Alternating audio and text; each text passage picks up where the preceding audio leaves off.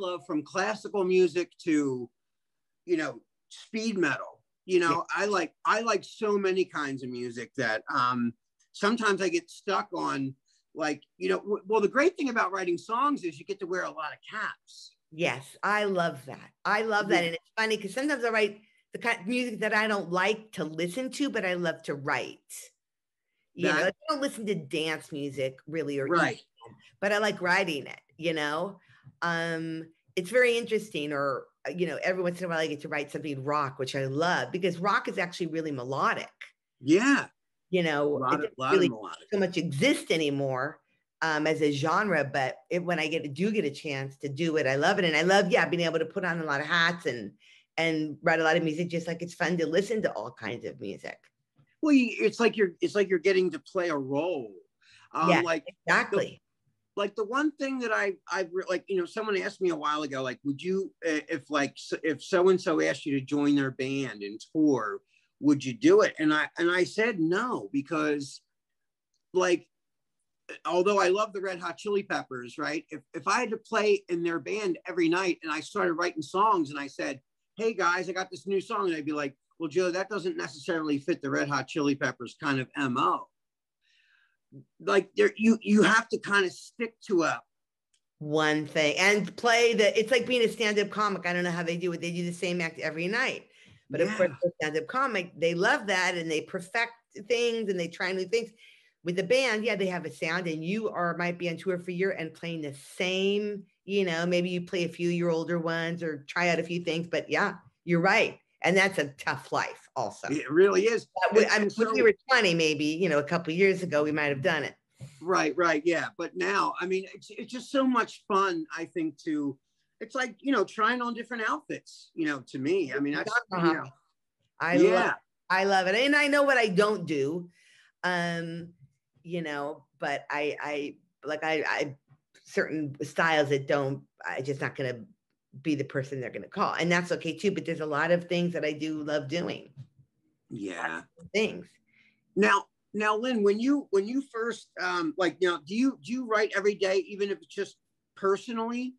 Or no, I don't. I never have been an everyday kind of a writer. And I think that there were times in the beginning where I always did, like, it's always usually been a Monday through Friday. It's funny, even though it's songwriting. I mean, sometimes there's Saturday sessions, and I'd say there's been every once in a while, there's a Sunday, if there's an artist in town or something. That's been, of course, I'm talking pre and post pandemic. Right. But I have always been more of like, I think I used to always do 5 days a week and feel every day. Now I like to do maybe 3 songwriting sessions a week that are like writing a new song. And then I might work on, you know, if somebody sent me something for lyrics, because sometimes I like to do that later at night. I'm a bit of a night owl. I think you are too. Yeah. I've never been a morning person. So sometimes, you know, we'll have dinner and then it'll be like 8:39 and I'll just go into my office for an hour and just work on lyrics. But I would say, and especially during the pandemic, it's like 2 to 4 times a week to really have a session and go and write a song. And then, and it depends, like when I'm working on a musical, it's a little different. So it varies. And if it's some really, really good opportunities, I might do 5 days sometimes in a week. Sure. Yeah. It becomes a little too much now, I think, after, you know, 25 years and at least 1,000 songs, at least. I mean, more than 1,000 songs. I know. I was just looking at your catalog a minute ago. I was just astounded. Like, I'm like, trying to think of the ones that never got recorded. I mean, if I used to write most days, I probably wrote, you know, 300 songs a year, at least 200 songs a year times 20 years is a lot of songs. That's 4,000 songs. Now there's not that many, but there's a lot of songs, a lot. And some I listen to it and I'm like, oh my God. And I talk about Kill Your Babies. I thought I just have to take this off. I've created this B list and C list. So I can't bear to just delete them. So I'll just put them on the C list because you never know. They're kind of thing where they want something that's just, I don't know what. Well, it's like Jimmy's used auto parts of lyrics. Like, you never know, like that line, that last tag of that line that you thought was a throwaway. Yeah, you're right. Could be the savior to a hook. You're right. Or maybe the title was good, but nothing else was good. And I'll put it on my list of titles or things like that. But yeah. Now, when you write melodies, are you going from music first, or are you just doing melody a cappella in your mind? Or how do you do that? Most of the time, the way that I write is I'm in the room, or whether it's Zoom or in person. Yeah. Usually there's always a producer, or at least a musician. If it's for something more, depending if it's a country song or something, there might just be somebody on guitar. Usually in pop music, there's a producer. And then there'll be, I can sing, but I'm not like a great singer. Oh, you have a great voice. I think I have a good voice, but not for what's going to sell a pop demo or a mainstream sort of demo. So there'll be either another, what we call top liner being a melody and lyric person. That's what we're called. Yeah. Some people say it should be called songwriters, but so it'll be, so sometimes it's a production team. So that's why sometimes it's two guys that are doing the track and then myself. And then there's either an artist, then we're writing for the artist, or there'll be somebody who's really a great singer who can sell a song. And for me, it almost always comes from the chord progression or the music. I very rarely have something planned. I'm like I guess by the seat of your pants kind of writer. They start playing something and I start hearing something and I'll start singing melodies. Somebody else might start singing melodies and lyrics will start coming. Sometimes I write all the lyrics. Sometimes they do it. Sometimes I do all the melodies. Sometimes they do all the melody. It just really, really depends. But every once in a while, especially if it's for a brief, meaning like there's a song that they need something that specifically, like we need this kind of song about this or something. I will sometimes, especially when I'm walking around, like outside walking, I'll hear a melody and I'll sing something a cappella that I'll bring and say, I got this idea. That's been happening with the musical where I'll just hear something and I'll put it down and then we'll workshop it. I mean, I'll send it and then we might change a lot of things about it. And it wasn't a hit. It was a big song. It was a song called Cinderella. It was 2003. Was a big song that I had that was like, I remember. Yeah. Yeah, it was. And that was, it's interesting. I wrote that song a cappella, the whole thing. And then I got with the producer that I was working at the time who found the chords and I'd be like, nope, it's not that one. It's that one. It's not one. And then he made the track. But that's the only time that's ever happened. It was really funny. Just with the whole thing in the car. And that a little bit. Yeah, it's of weird how some songs will just come to you like almost like a radio frequency. Yes, I absolutely believe. Sometimes you have to work at it and it's a struggle. And sometimes just the whole song just comes. It just comes. Yeah, it's like a big hiccup or something, you know? I believe that it comes from somewhere. I don't know where. It's almost like, I said this one time before. It's almost like you didn't write it. You just uncovered it and it was already there. I really believe that. I mean, I've other famous songwriters have said that. And again, I'm not an overthinker. I'm not best matched with people who will be like, every syllable has to match this and I have done that. And sometimes the songs that frustrate me that they keep wanting to go back and back. And I hate that sometimes those that become hits. But usually for me, it's quick and it pours out and it's from the heart. And yes, and you fine tune it and all that. Of course. Usually the way it happens for me most of the time. But again, I think it's really important to say that, because I'll teach, so every year I'll do something called the Johnny Mercer Project, which is with young songwriters. And they always wonder, am I doing it right? Some of them come in with a melody. Some of them come in with have a title and a lyric. Some of them, take days to work on a lyric. Some of them do it in 10 minutes. There's no right or wrong way. Right. Whatever is comfortable for the person, for the creator. And I mean, that's how you find people that you work best with. Because hopefully those people you find people who kind of work similarly to you. But I just think that there are no rules for creativity. It's like somebody write a novel and it takes them 10 years. Somebody else, Joyce Carol Oates might write 3 a year. I mean, there's no good or bad in it. It's just what works for that person. Well, what about when you have like a deadline and you have to have this song done? You get that a lot where you have to all right, the song's got to be done by such and such a time because... Not so much because unless I'm doing for a project, which I've done sometimes where we're, doing like they want a theme song or they want a song for a movie. I haven't done a lot of that. I love doing that, and I'd love to do more. It's a whole different thing. Then they might be like, okay, we need, usually there's multiple people that are going to try the spot or something. There might be 10 people. They'll say, you need it by Thursday, and then we'll give you notes, and then we need it by such and such a time. But usually, and then sometimes you'll be with an artist where they're like, okay, we're closing the record and they're going to record next week. So we need these songs in. Right. But usually it's like we're writing a song either with the artist where they're collecting a bunch of songs and then they're going to decide which ones they're going to use, or we're just writing songs that we want to pitch to artists and it's kind of on our own timeline. But I don't mind deadlines. I don't mind them at all. Yeah. And I like to finish things. And sometimes I even think too much. I just want to finish it. And then sometimes I'm like, okay, nobody's responding. I think it wasn't very good. Let it go. That's something I'm learning more and more lately. It wasn't great. Let it go. It's okay. Right.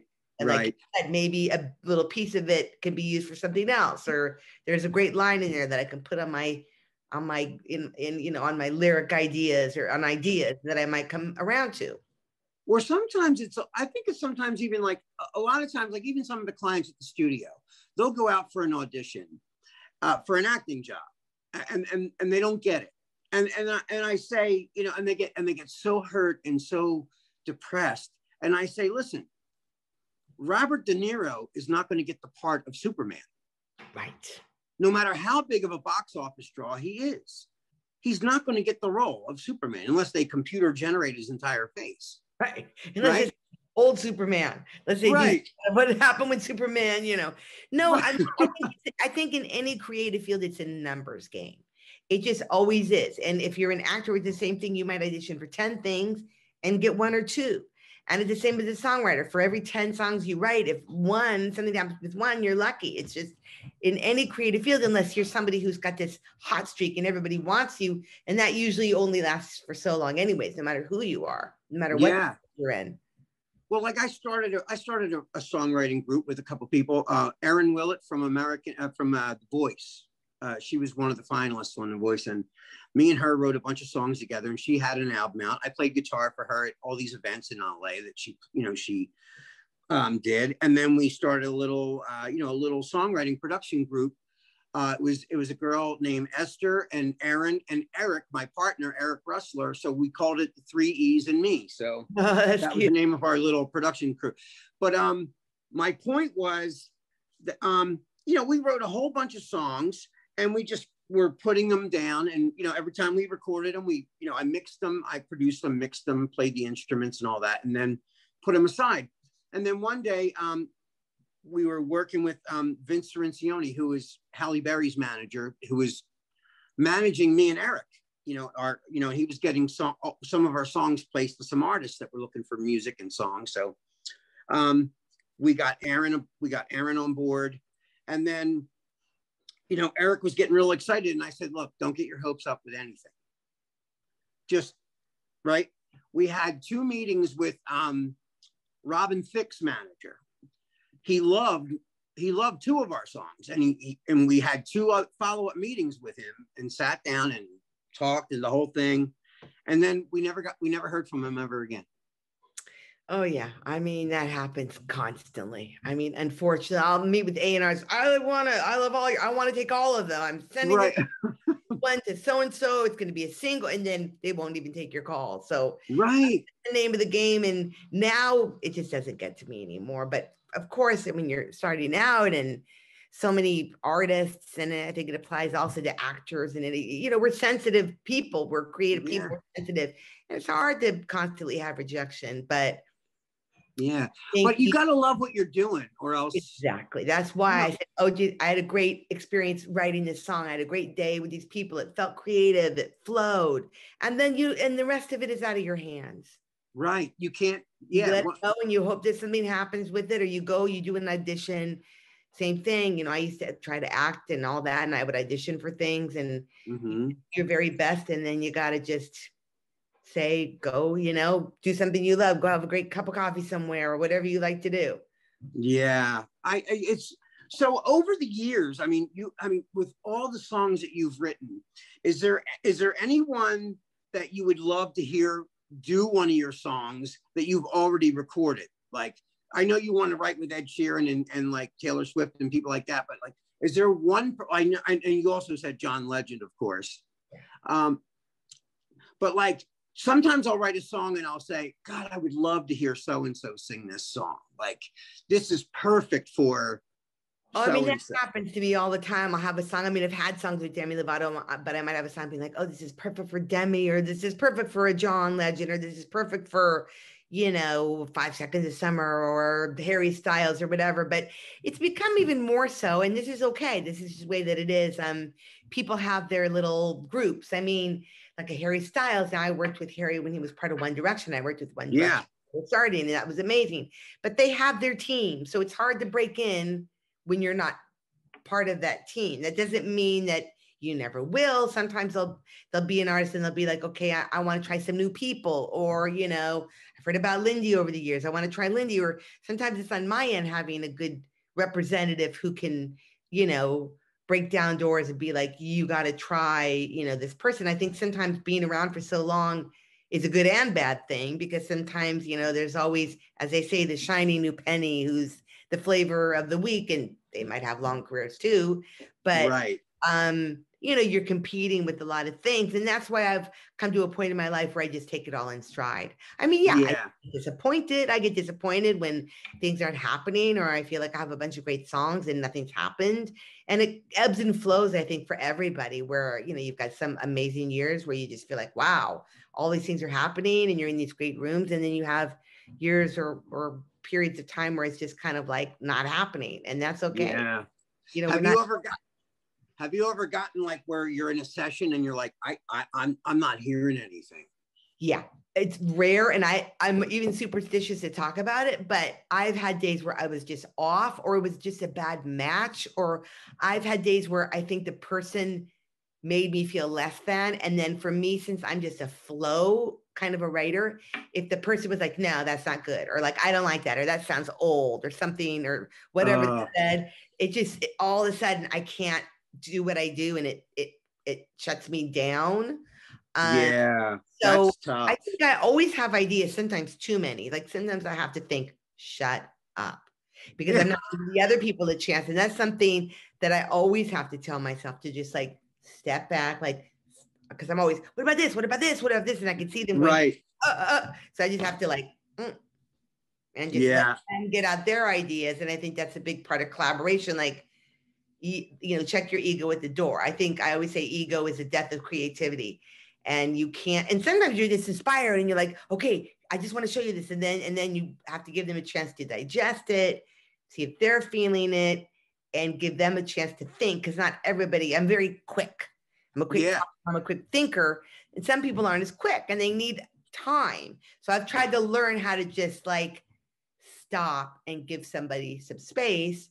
And I think I've even been in the room with people that just shut me down or shot me down. And then that's when you feel like or just days that I just was just off. Like I was just, for me, if I'm struggling with the song, it's usually not a good sign.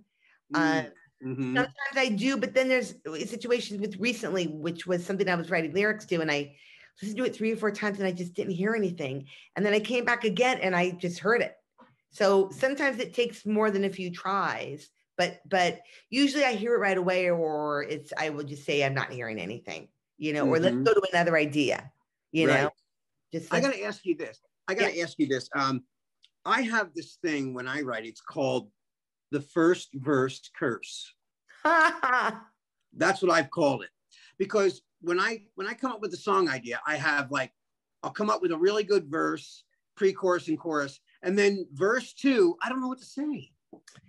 Yeah, sometimes it's funny. Sometimes you can get stuck on the most random things. Like you can get stuck on a verse 2. You can get stuck on, you have everything, but then you realize that the title's not good. You can get stuck on a bridge. I mean, now see, bridges, I always hear bridges really quick. Yeah, and I love bridges too. I mean, a lot of songs don't even have bridges. I think they're starting to come back a little bit, but yeah, I mean, you want to say it in a different way, and you want to, sometimes you can get quite stuck. That happened to me just recently where I said, let's come back fresh because we were struggling too much in the second verse. Nothing felt right. So then sometimes that's when I think it's good to step away and come back. Yeah. I don't do that often, but in this situation, I said, let's come back. And we did. And then we were more fresh and we were able to see that, you know, more objectively, and we had some new ideas. I think it's always better when you're having a little bit of a hard time with anything to just say, let's take 5. Let's go get a cup of coffee. Absolutely. And I maybe think take a walk. Walking has always freed my mind. Like if I am doing something on my own, which sometimes, like in Nashville, for instance, I don't do a ton of Nashville stuff, but I have. And that's a genre where they like you to come in with an idea. Like in pop music, they don't so much expect it. You kind of create it. But so I would just go walking or taking walks and I just get ideas. Sometimes, some days they just come to me, these ideas, but sitting in my office, like staring, that's never been good for me. And if I get stuck, usually it's good, like either with the group, let's all go out, like you said, get a coffee, go sit outside, take a walk. And then sometimes because then you're thinking too hard and it frees, something changes. And yeah, sometimes you're like in this feedback loop that you're trying too hard. Yeah. And you know, and sometimes things do come randomly out of like, you know. Yeah, sometimes it'll be, I give up and then I'll be, you know, it'll be that early in the morning, late at night. I'll always have something, like now it's usually my phone, but sometimes a pad of paper or something to record, like I'll have a little dictaphone or something, because sometimes it comes because you're not thinking, you're like half asleep, but you're half awake. And then suddenly it comes. That happens Now, too.